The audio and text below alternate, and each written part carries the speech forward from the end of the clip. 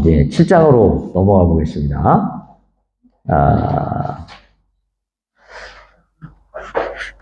그 7장에 보시게 되면, 거기에 이제 헬라파와 히브리파가 나누어져 있죠. 그 다음에 이 스데반이 변론한 사람들도 누구와 변론을 한 거죠? 주로 이제 헬라파라고 볼 수 있습니다. 자, 헬라파와 히브리파를 좀 구분해 보면, 거기 76페이지, 첫째 줄에 보면, 히브리파는 율법 준수를 강조한 그런 유대적 기독교인입니다. 아무래도 히브리파는 이스라엘에서만 계속 살았으니까 율법, 성전 이런 것들을 굉장히 강조하겠죠. 반면에 헬라파는 뭘 강조할까요? 율법으로부터의 자유를 외치는 자들이 많았습니다. 그래서 헬라파는 반율법주의자로까지 볼 수는 없지만 헬라파는 확실히 율법에 대해서는 조금은 다른 히브리파와는 다른 견해를 가지고 있다 이렇게 볼 수 있고요.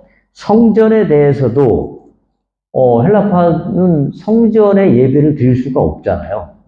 외국에 나가서 사는 디아스포라들이었으니까 다양한 형태의 예배를 드리는 사람들이었습니다. 그러다 보니까 이제 이 스데반의 주장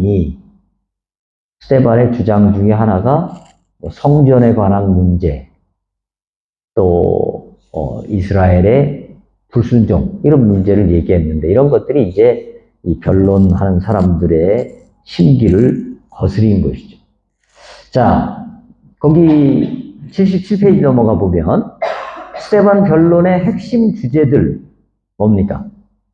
첫째, 스데반은 이스라엘 조상들은 순례자적인 정신을 지녔다. 즉 아브라함, 요셉, 모세 등의 이야기에서 나온 것처럼 하나님의 부르심을 향해 열린 자세를 가지고 순례자적인 삶을 살았다. 거기에 비해서 유대인들은 지속적으로 불순종했다는 거죠. 하나님의 말씀에 순종해서 하나님이 지시하신 곳으로 나아가기보다는 자꾸 우상을 만들고 금송아지를 만들고 하나님을 자꾸 저버리려고 하고, 그 다음에 애굽으로 다시 돌아가려고 하고, 그러니까 순례자적인 정신을 가지고 하나님이 요구하시는, 하나님이 명하시는 곳을 향해서 과감하게 나가는 자세를 가지기보다는 자꾸 과거에 매여 있는 이런 모습을 지녔다라는 것이고요. 두 번째는 스데반은 하나님의 임재가 어떤 한 지역이나 혹은 한 유형의 건물에 국한되지 않는다는 것을 주장했죠. 그러니까 스데반은 하나님께서 성전이 세워지기 전에 이스라엘의 예배를 받으셨다. 그렇기 때문에 하나님은 성전 안에만 계시는 것이 아니다. 이것을 강조하는 것이죠. 그래서 우리가 하나님을 성전 안에 가두어 두고 성전 안에만 하나님이 계신 것처럼 생각하는 것은 안 된다. 하나님의 임재는 78페이지 고정된 공간에 제한시킬 수 없다. 이렇게 지적하는 것이죠. 근데 이거는 조금 우리가 좀 지혜가 필요한 것 같아요. 하나님의 임재는 당연히 성전 안에만 계시는 건 아니죠.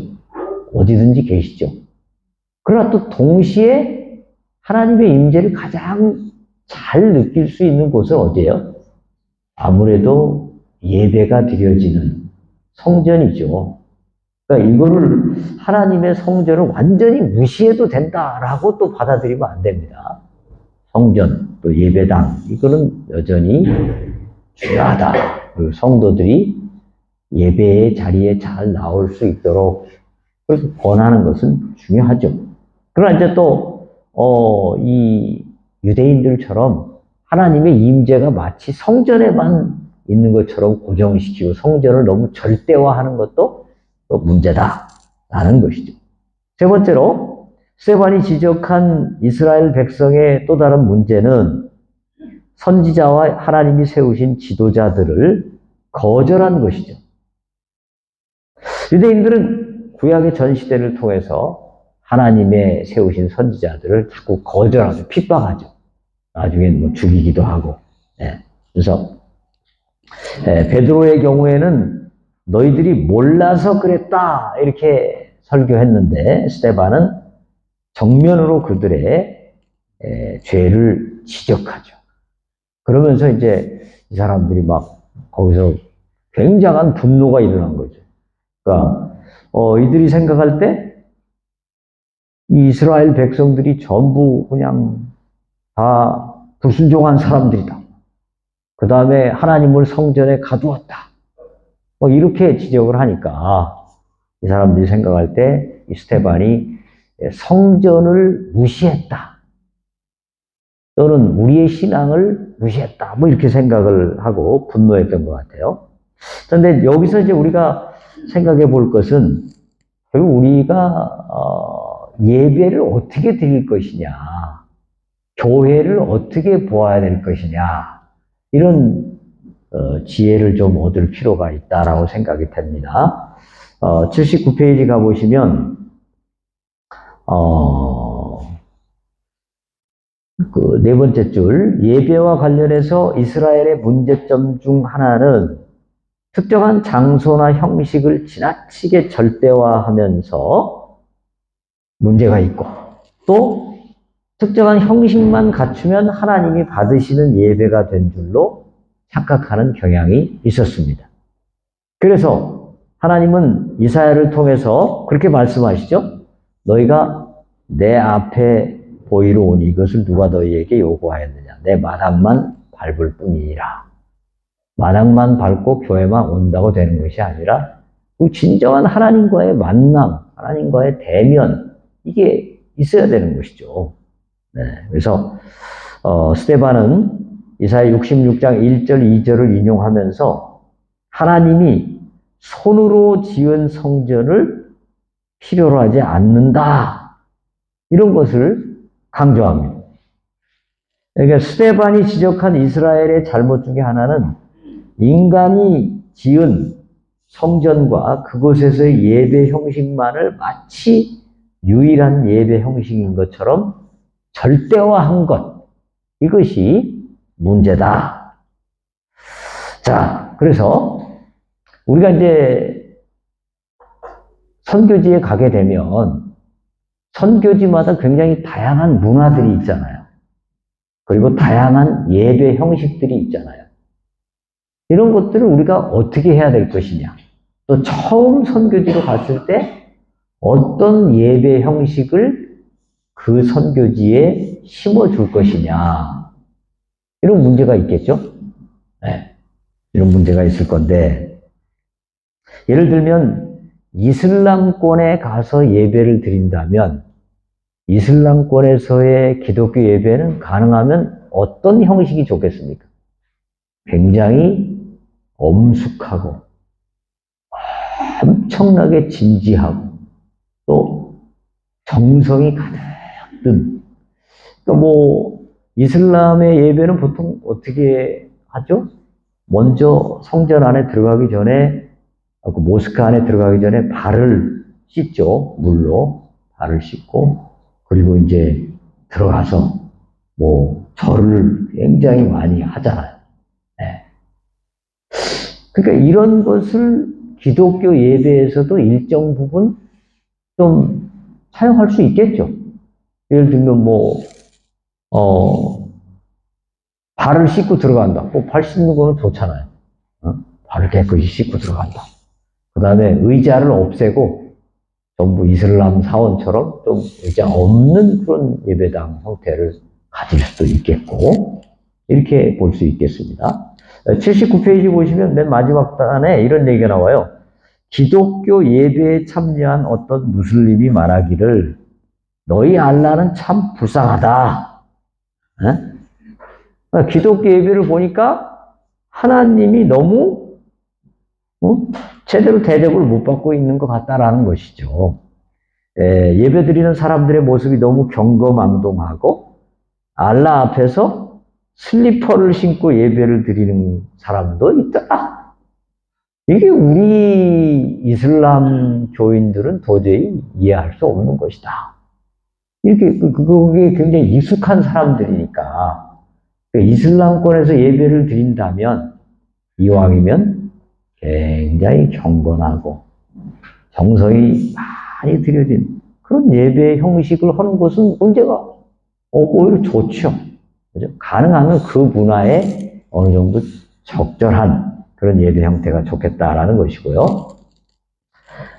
만약에 노래와 춤을 좋아하는 남미나 아프리카 경우에는 어떤 예배가 좋을까요? 찬양을 아주 많이 하는 그런 예배 좋죠.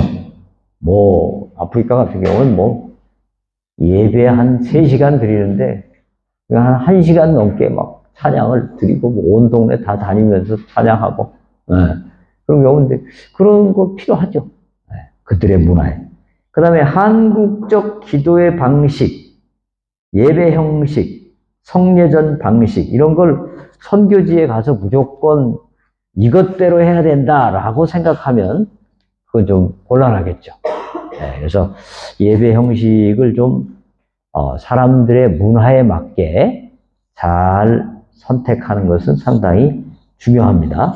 복음의 본질은 확고히 수호하여야 하되 그것을 감싸고 있는 문화의 틀은 현장에 맞게 잘 바꾸는 것이 필요하다 이렇게 봅니다. 그래서 한국에도 보면 좀 큰 교회들은 그렇게 하는 교회들이 있더라고요. 예배를 오후 예배 같은 경우에는 이렇게 몇 가지 형태로 나누어서 찬양 중심 예배를 하고 또 어떤 다른 또 파트는 그 전통적인 예배를 하게 하고 어떤 파트는 상당히 교육 중심적인 그런 예배를 하기도 하고 이렇게 몇 가지 형태로 나누어서 하기도 하더라고요. 이제 제가 그 찬양팀을 보니까 제가 좀 설교하고 있는 교회는 보니까 찬양팀이 오전 예배도 찬양팀이 먼저 나와서 한 20분 정도 찬양을 하고 그 다음에 이제 예배로 들어가요. 어떤 교회는 그런 거 없이 그냥 조용히 묵상하다가 이렇게 예배로 들어가는 교회도 있지 않습니까? 근데 이제 그 교회는 그렇게 하더라고요. 근데 이 찬양팀이 제가 보기에는 좀 너무 최근 찬양을 많이 하는 것 같아요. 그래갖고 어르신들이 많은데 어르신들이 좀 잘 못 따라하는 것 같아요. 그러니까 조금은 쉬운 찬양, 물론 최근 찬양도 한두 곡 정도는 이제 하나씩 하긴 해야 되겠죠. 그리고 이제 찬송가 좀 뜨거운 찬송가 이런 걸 많이 하면 더 좋을 것 같은데 찬양팀은 아무래도 새로운 찬양을 많이 해야 더 열심히 준비했다고 생각을 하는지 그래서 어른들은 조금 불편해하는 것 같더라고요. 장로님 어때요? 그 충성교회는 찬양팀이 이 어르신들이 따라하기에 좀 잘하는 찬양을 합니까? 어떻습니까? 반반 섞이는 것 같아요. 반반 섞여. 거의 타성과 똑같고. 예, 좋네요. 좋네. 예, 좋습니다. 하여튼 중요한 거는 이제 예배 형식에 대해서는 그 문화를 충분히 고려하고 현지인들과 많은 논의를 하고 이러면서 형식을 우리가 잘 만들어 볼 필요가 있다. 최대한 효과를 살릴 필요가 있다. 이렇게 보겠습니다. 자, 일단 거기까지 하고, 그다음에 이제